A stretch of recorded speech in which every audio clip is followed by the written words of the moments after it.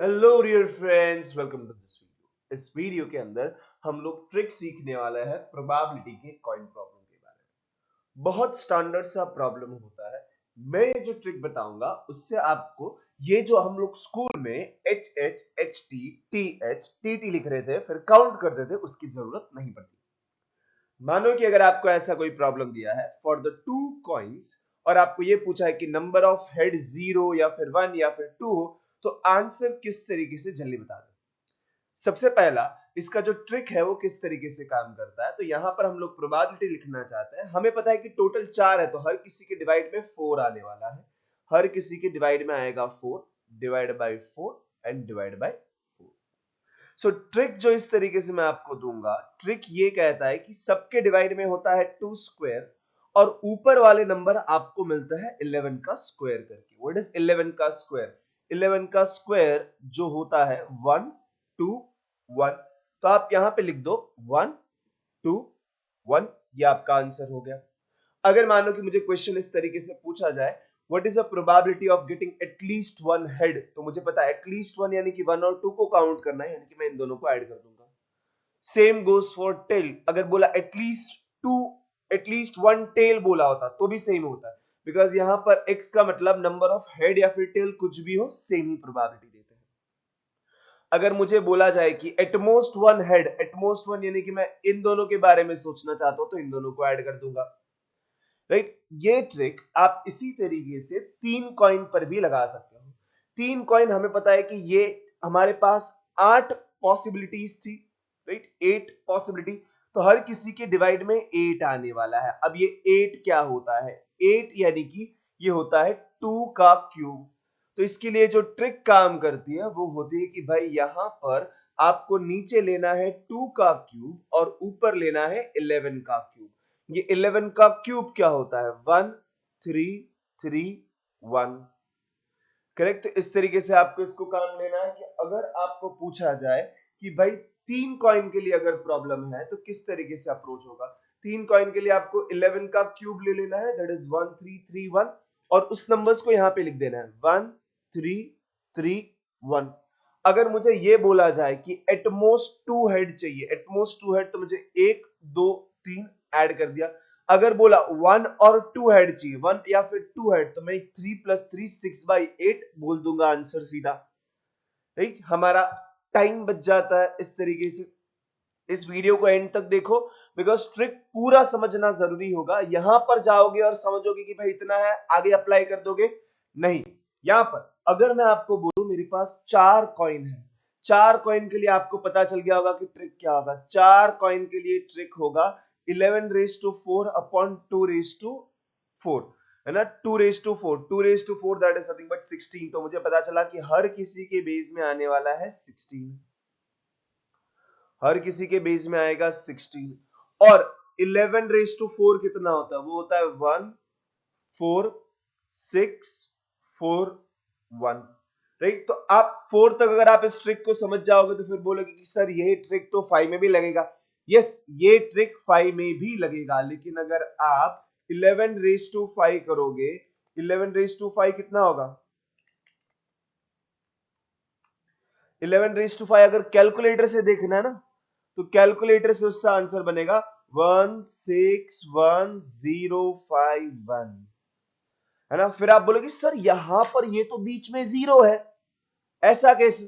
तो भाई 11 raise to 5 calculator से नहीं निकालना है। फिर 11 रेज टू 5 आपने वो पता है स्कूल में ट्रायंगल सीखा था, वो ट्रायंगल लगाना है। कौन सा ट्रायंगल सर? तो ये वाला।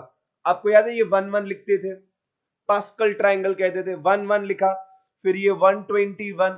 देखो ये 11 हो गया, ये 11 का स्क्वायर हो गया। 11 का क्यूब कैसे बनेगा? 11 का क्यूब बनेगा यहां पर इन दोनों को ऐड करके बीच में लिखने का, इन दोनों को ऐड करके बीच में लिखने का। तो इट इज 1 3 3 1। 11 का क्यूब हो गया। 11 रेज टू 4 लिखना है तो कैसे लिखने का? तो इन दोनों का ऐड करके बीच में लिखते जाओ और आगे और पीछे 1 1 1 4 6 4 1। अगर आपको 11 रेज टू 5 लिखना है तो ये ट्रिक से आपको लिखना होगा। क्या होगा ये? पहले तो ये देखो, ये कितना हो गया? 5 हो गया। ये कितना हो गया? 10 हो गया। ये कितना हो गया? 10 हो गया, ये कितना हो गया 5 हो गया, ये कितना हुआ 1 एंड 1। अब क्या हो रहा है ना, इधर से ये आंसर आता है, बट आंसर के लिए वो क्या करते हैं, देखो 0 है 1 कैरी कर दिया, 11 है 1 कैरी कर दिया। अगर आप इसको देखो ना, इट इज 1 5, इसमें से एक लिखते हैं और एक आगे कैरी करते हैं, ये 11 हो जाएगा तो 1 लिखेंगे और 1 आगे कैरी करेंगे तो 6 हो जाएगा और 1। तो फाइनल आंसर ये होता है, बट अपने को ट्रिक के अंदर क्या यूज करना है, ट्रिक के अंदर ये पास्कल ट्रायंगल से जो आता है ना वो हमें यूज करना पड़ेगा। पास्कल ट्रायंगल से आने वाले नंबर कौन से थे, तो वो थे 1 5 10 10 5 और 1। और सबके डिवाइड में क्या आएगा, तो सबके डिवाइड में आएगा 2⁵5, दैट इज 32 32 32। हर किसी के बेस में आने वाला है 32। और मानो कि अगर मुझे क्वेश्चन इस तरीके से पूछा और मुझे ये बोला कि what is the probability of getting at most 2 head, at most 2 head या फिर एटमोस्ट 2 टेल, तो मैं 0 1 2 वाले को ऐड कर दूंगा, तो मुझे पता है इट इज 16 डिवाइडेड बाय 32। अगर मुझे 5 कॉइन के लिए बोला कि भाई एटलीस्ट 4 हेड होने चाहिए, एटलीस्ट 4 हेड, तो मैं इसको और इसको कर दूंगा, राइट, यानी कि 6 divided by 32 is the answer, right. तो याद रखना है कि भाई ये जो ट्रिक है, ट्रिक अभी भी मैं बोलूंगा सेम है। ट्रिक क्या है, 11⁵5 डिवाइडेड बाय 2⁵5, बट 11⁵5 कैसे निकालना है, तो by using pascal triangle, calculator वाला नहीं, बिकॉज कैलकुलेटर में क्या होता है, वो मर्ज करके लिखता है, कैलकुलेटर के अंदर से आप जो आंसर है ना, फाइनल आंसर, वो मर्ज करके लिखता है। अगर 11⁵5 फाइनल आंसर नहीं यूज करना है, हमें ये पास्कल ट्रायंगल वाला उसको यूज करना है, ठीक है। और उसके ऊपर भी ये जो मैंने ट्रिक बनाया, ये ट्रिक थोड़ा लेंदी हो जाएगा आपके लिए अगर मान लो कि किसी एक पर्टिकुलर के लिए पूछा।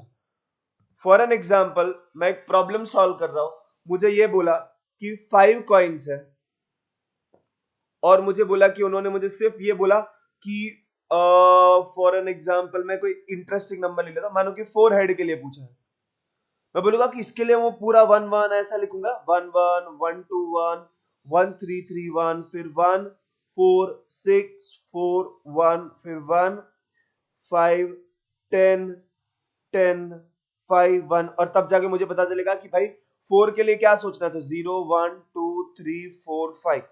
तो 4 के लिए आंसर क्या आएगा, 4 के लिए आंसर आएगा 5 divided by 2⁵5, that is 32। But इसको आप डायरेक्टली भी लिख सकते थे, किस तरीके से, आपको 5 में से 4 हेड चाहिए, तो 5 में से 4 हेड कैसे, तो 5 में से 4, तो 5C4 डिवाइडेड बाय 2⁵5, आंसर आ गया 5/2। मैंने ये ट्रिक क्यों बताई ट्राइंगल वाली, बिकॉज अगर आपको बोला एटमोस्ट या फिर एटलीस्ट वाला कोई केस जा रहा है, एक से ज्यादा पूछ रहे ना, तो ये ट्रिक फास्ट होता है। बट अगर आपको कोई एक पर्टिकुलर ही पूछा है कि n में से x, तो इसके लिए आपको ये ट्रिक तक भी जाने की जरूरत नहीं होती है, आप बाइनोमियल वाला ट्रिक यूज करो।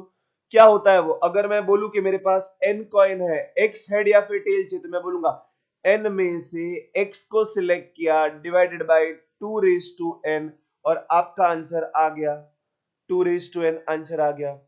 मानो कि मैं बोलूं 5 कॉइन है, मुझे उसमें से 3 हेड चाहिए, तो देखो मेरा आंसर क्या होता है, मेरा आंसर होता है 10 डिवाइडेड बाय 32। अगर मैं यहां से भी देखूंगा तो ये हो जाएगा 5C3 divided by 2⁵5, that is same as 10 divided by 32 only, right. तो आपको ये समझना है कि ये जो मैंने ट्रिक दिया वो कब काम आएगा, जब एटमोस्ट एटलीस्ट दिया है। तो अगर एग्जैक्ट एक दिया है, तो एग्जैक्टली कोई एक के बारे में पूछा है, तो यही यूज कर लो भाई, सबसे इजी होता है, ठीक है। आई होप कि आपको ये ट्रिक समझा हो, कब कौन सी चीज यूज करनी हो। अगर आपको ये समझता है तो वीडियो को लाइक करना है, शेयर करना है, फ्रेंड्स के साथ शेयर करो, सब्सक्राइब करो चैनल को। ओके जी, बाय बाय जी, टाटा जी, अलविदा जी।